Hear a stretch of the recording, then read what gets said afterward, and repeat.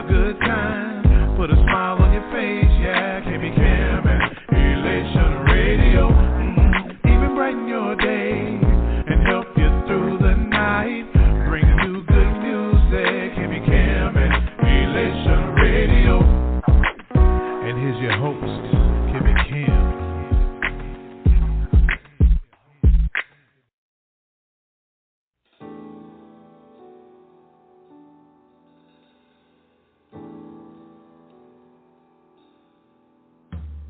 You say you feel defeated and you're down for the count. You feel like life has thrown you blows and God ain't been around. But I've come to encourage you, so hold your head high. Know that God is in your corner now, no more inner lies. You are a winner, you just can't lose. Over Nicole, more than a conqueror, Jesus in you. You are a winner, you were born to win.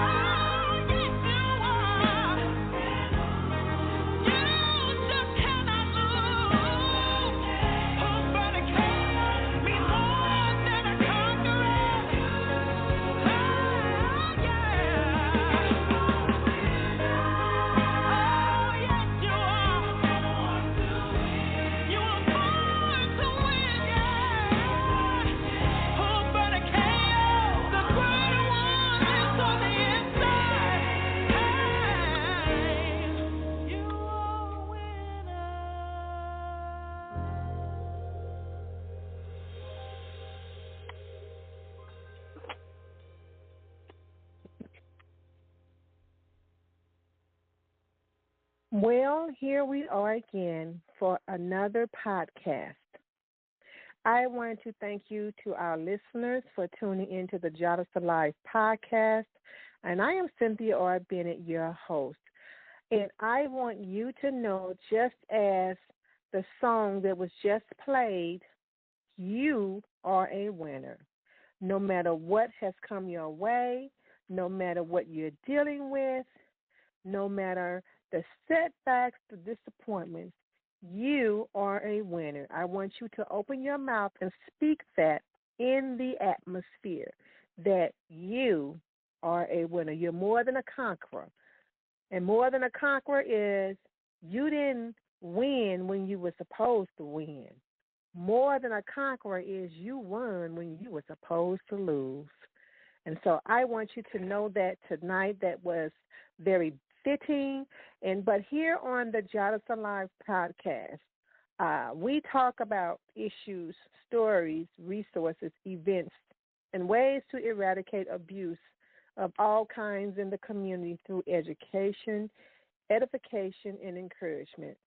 Tonight, I want to just talk about a subject, revisit what we've talked about before a couple of weeks ago. But before we get started, I want to share with you about an upcoming event, fundraiser, wellness event that we're having, and it is scheduled for July the 24th, and it's called Our Dignity Drive.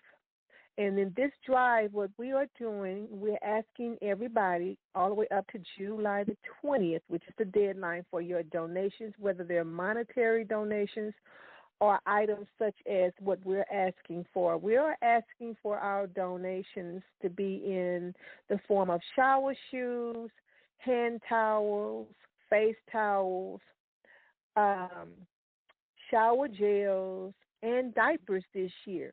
These donations, we help women and children and teens from group homes, domestic violence shelters, homeless shelters where there is domestic violence program there. We help these ladies, these females, with resources, with items to help them to just get along, just to be able to deal with life, just to be able to take care of their personal needs when they go out into the community. People don't realize just the bare necessity, things of that nature. It means so much. It could go a long way. And you just don't know, in the mind of a person who's going through that and who has to give up and leave and drop everything and leave everything wherever they were staying. Those items are necessary when you have to go into the community to communicate and to seek assistance and ask for help when you're going into these different offices. We want to make sure that they are presentable, and we don't want them to feel any way shame or anything about their situation or anything. And so your items helps with that. Our motto is, you could lose your car, you can lose your house, you can lose your job, you can even lose your relationship or your marriage, but you do not have to lose your dignity. And so you can go to our website, www.jadasa.org, and look at the flyers, and we will be happy to meet you at our location to receive your donated items, or you can donate monetarily on the website.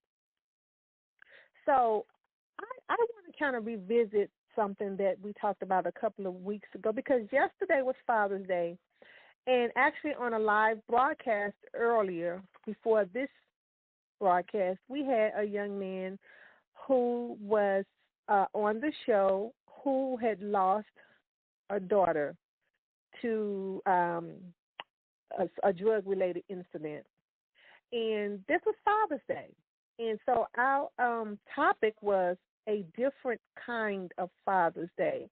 And again, what I talked about is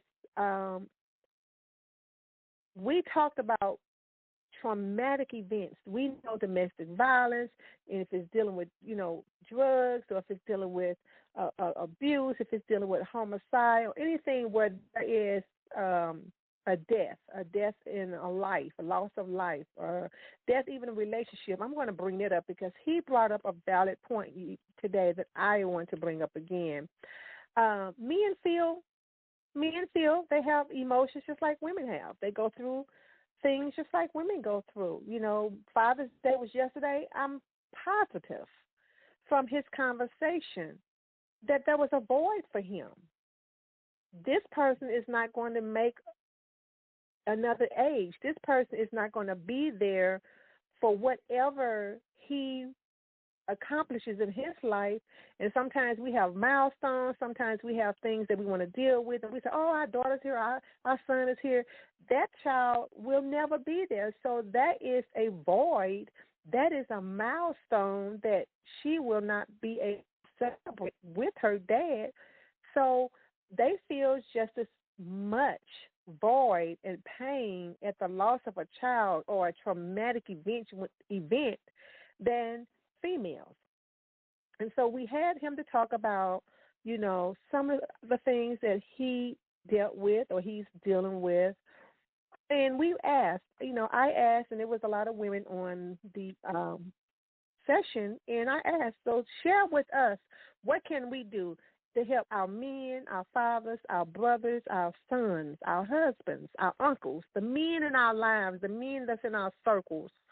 What can we do when, no, they may not be an abuser, maybe they're the father of a daughter who was abused.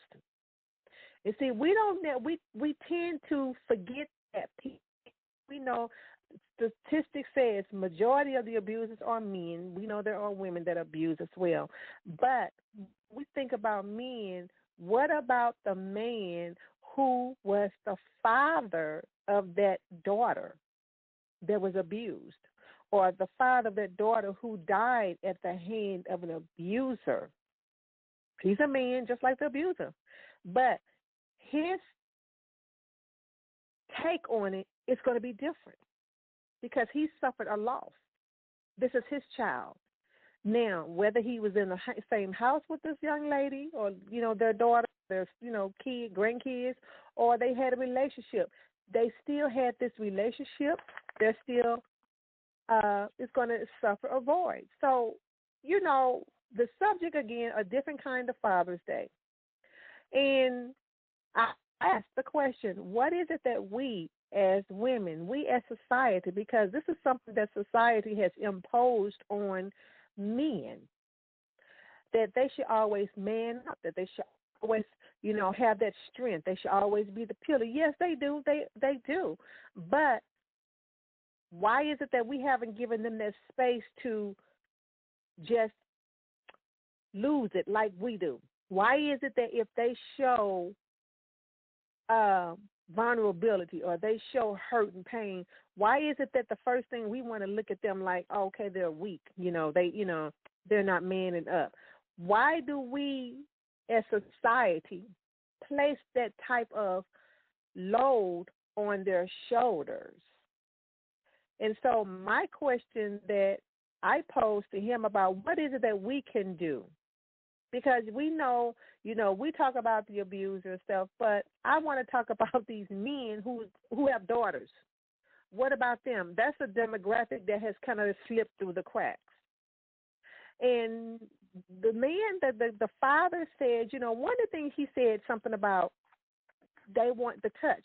Sometimes when you talk to somebody, you put your hand on the shoulder or, you kind of pat them on the hand, it's going to be all right. They desire that kind of interaction too, as if to make them feel like, yes, we understand you, we empathize with you, He said, because like we know men, sometimes they get prideful. And if you say, hey, let me know if there's anything you need, we automatically know they need something. Automatically, just like a woman, if they lose a child, we know they need comfort, they need food, they need somebody to talk to them, they need something, they need some kind of interaction to make them feel like they're not by themselves. Why do we say that when we know they need that? So, of course, if you ask men, most men, they're not going to say, oh, yeah, I need that because of society. But they're always, or they're expected to be the provider, the protector, and the petitioner. And so if you're asking them, well, let me know if you need something, and they say, yes, I need this, it's as if they're not fulfilling their role as a provider. And that's not true. But we as society has imposed that type of weight on their shoulder. We have put that type of weight on their shoulder. Another thing he said, men looks in your eyes when they're, whether it's their daughters or their wives or whatever, they look in your eyes and they need to see that glimmer of hope. They need to see that they need to see that admiration. Because if the admiration is not there, then you have lost them. They know there's nothing you can do. And that was really key when he said that. I said, okay, so we as women and females, when we know men and our brothers and our sons and our husbands and our uncles and our dads that's going through, even when they have a moment, we still need to allow them that space to be vulnerable, but yet still see strength. Samson was vulnerable with Delilah, but we still saw him as a strong man. Is that correct? Right? We still saw that. And so we need to allow them to let them know, hey, yeah, it's going to be all right. We're going to be fine. Yes. They need that space to allow that. He also said that, check up on them. He said he didn't realize how much he needed it until it happened. He didn't even realize he really needed it. When they would call and say, hey, I'm texting you, I'm just checking up on you, I'm just want to see how you're doing, are you okay? I just wanted to see how you're doing. He said he took his phone off, turned the volume off one day because he just wanted to, I guess, rest or whatever. And I guess some of his friends, men friends, they was calling, checking up on him because this was like 3-4 weeks out since his daughter passed. So this stuff is still fresh. And they were nervous because he wasn't answering the phone. So they, all kind of thoughts go through their minds, people's minds. And when he finally answered the phone, he said, oh, I had turned my ringer off. And the comment was, man, the next time you turn your ringer off, you text me and let me know you can ready to turn your ringer off so I'll know. And see, that lets them know people care. People care. They do care. They are empathizing with you. They want you to know that they are there for you. Men need that. It ain't just for a woman. This is not gender-based. Pain is pain. Pain is pain. It doesn't care whether you are a man or a wife. And so I said that not today is Father's Day, and I want to wish all of the fathers out there a happy Father's Day, and those who having a different kind of Father's Day because of a void. I just say God bless you, comfort you on Father's Day, because I don't know what situation that has happened to cause the void. All you know that there's a void, or all we may know that there's a void. Somebody's dealing with a void. And so with that, I thought about David. I'm going back to David. And when his baby died, if you all remember that David had impregnated Bathsheba. And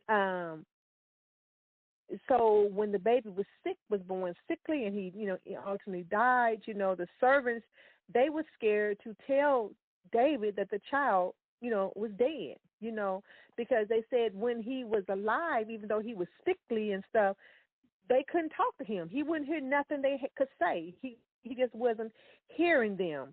And so, when he was sick, the child was sick, and they realized how David was acting. You couldn't tell him them. He didn't want to hear because he was going through his own grief of his child. They certainly didn't want to go back and tell him that, hey, the child is dead. But David suffered that. He suffered that grief of the child. We know he put sackcloth and ashes on himself, and he grieved because of the death of a child. But this young man that was on the show, he did say something else too. I said, oh, wow, I hadn't thought of that, but that's a good thing. He said, a lot of times, most fathers too, well, not most, some fathers, they're grieving a different type of Father's Day from boy, and it may not even be a death of a child, a physical death. It can be a spiritual death or a relational death where they don't have any relationships with their children. I'm like, wow, I didn't think of that. That everybody, from whatever he's done, he talks about how he had served 25 years in prison, got out 20 years ago, serving the Lord faithfully from what serving the Lord and stuff, and been trying to, reconcile with his children. Yes, he was gone for 25 years, but those, he can't get that time back. But he talks about how Father's Day came yesterday now. His baby is gone. But then the other 3 kids, he has a strained relationship with. So that's another type of void, another type of death because of a death of a relationship. And when he said that, I thought about David's relationship with his son, Absalom. I talked about Amnon and the sister, and a couple of weeks ago. But this week, it's David and Absalom. They had a strained relationship. Absalom issues was, he felt like David didn't chastise Amnon, or he didn't do enough, or he didn't do nothing enough to abase the situation with Tamar, and he became angry with that. And then when he killed his own brother, David was aggravated with him for killing his brother. So it was just misunderstanding. It was issues after issues, sorrows and stuff, and their relationship was strained. And so the Bible talks about how even David, he longed for a relationship with Absalom. But Absalom, when he came back to the city after he had been gone, after he had killed Amnon, he did come back. But what it says in the scripture, for 2 years, David didn't even talk to him. He didn't even talk to him. They didn't see each other. They didn't pass each other's way. You know how we do today. When you don't want to be around people, if they come to church, come on, y'all. They come to church and they sit on the right side of the pew, you go on the left side of the church. Or if they come through this door, you're going out the other door. Just so you won't be able to pass them to look at them or to see you. Because, some people will be like, if they don't like you or they got a problem with you, they don't want to see you. They don't even want to look at you. And so they had this thing going on for a couple of years, and so Amnon became even more bitter at the situation because David wasn't there, And sometimes sometimes fathers, there are situations, maybe they don't make the right decision, as this young man was saying, whatever decisions he made when he was in the streets, whatever it is, it cost him 25 years in prison. Well, whatever the decision, sometimes dads may not make the best decision that causes an issue with the children, and that's what this situation was between David and Absalom, is because of some of the decisions or his lack of decisions when it came to his children. And we know that because of that, there was always a struggle. And then because of that issue and that struggle, then the rebellion came. Absalom rebelled against his dad. And sometimes children, when we don't have that relationship and we keep things going and it just fester and fester and fester, then rebellion kicks in because there's no relationship. And I remember my pastor always said years ago, rules without relationship equal rebellion. Rules without relationship equals rebellion. You cannot have rules with somebody that you don't have a relationship with. They are not going to listen to you. They're going to rebel. Now, conversely, rules with a relationship equals respect. And so David did not have that type of relationship with his son, and so the rebellion kicked in. And so we know that, the things that they were going on, he ended up getting half the people they was following after him because he was coming up to them saying, "Oh, I can help you," and don't you wish you have a king that was there to hear what you're saying and here to help you out? So he pretty much kind of just, turned the people against David because in the scriptures, I believe Absalom had more men than David that was for him, because they thought about that. And so, that Absalom did all he could to destroy him, to ruin him, to hurt him, to bring pain in his life because he was hurting. And so can you imagine Father's Day knowing that you are in a estranged relationship with your sibling or your child, whether it's a son or a daughter, and you know that when we deal with sin, whatever the sin is, mistakes and stuff, sin pays wages. Sin pays wages. It says the wages of sin is death. Payday is coming. Sin does pay wages. Your wages may be 2 weeks. It may be 2 years. It may be 20 years. But when we do things that we should not do against God, sin pays wages. And sin also have 2 sons. One is death and the other is sorrow. And these 2 sons of sins will never be aborted. They live out their full lives. And we talk about that. Why? Because David, we know how David got Bathsheba. We all know the story. He had her husband killed because he was trying to cover up adulterous relationship where she ended up becoming pregnant. And because of that, end up with what happened with the baby.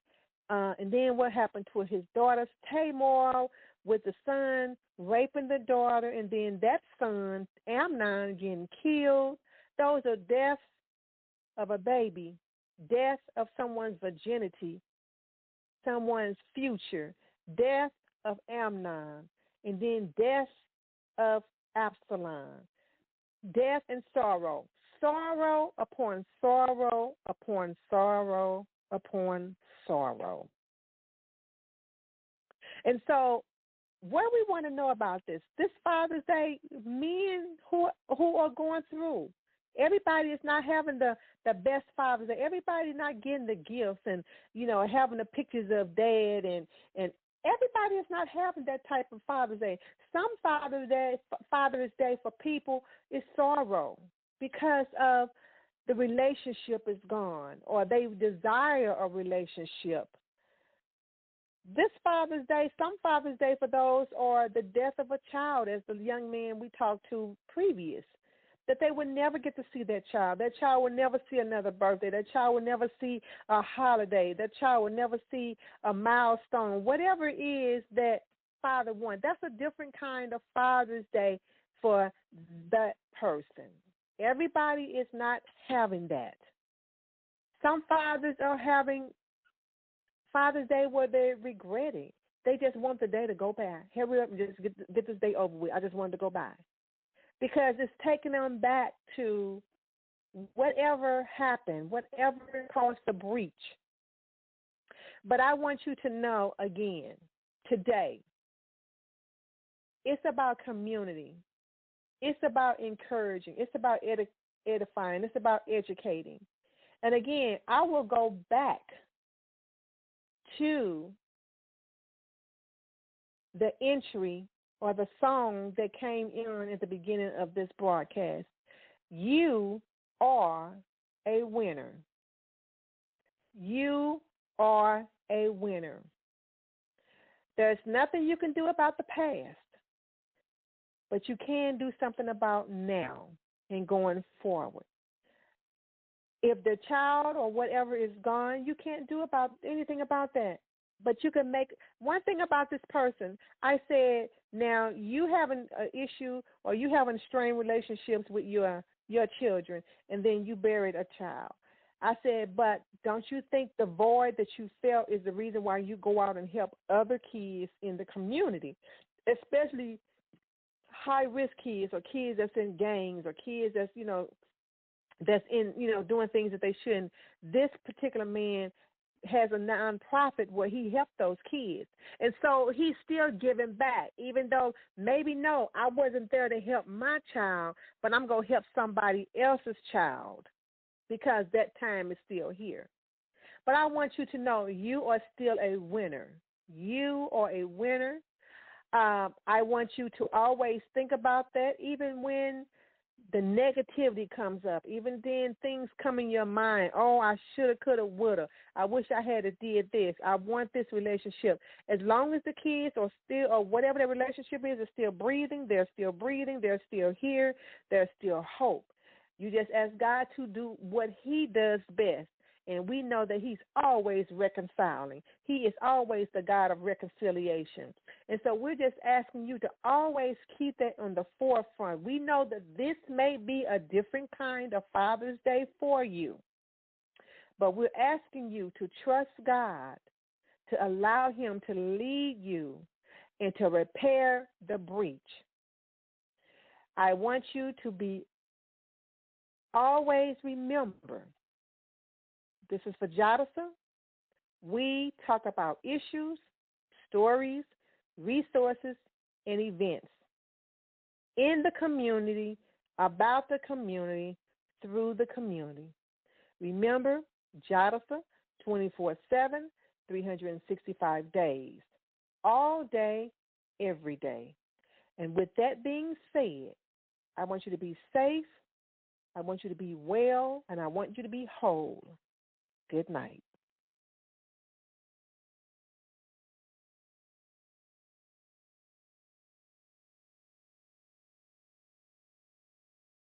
Oh no.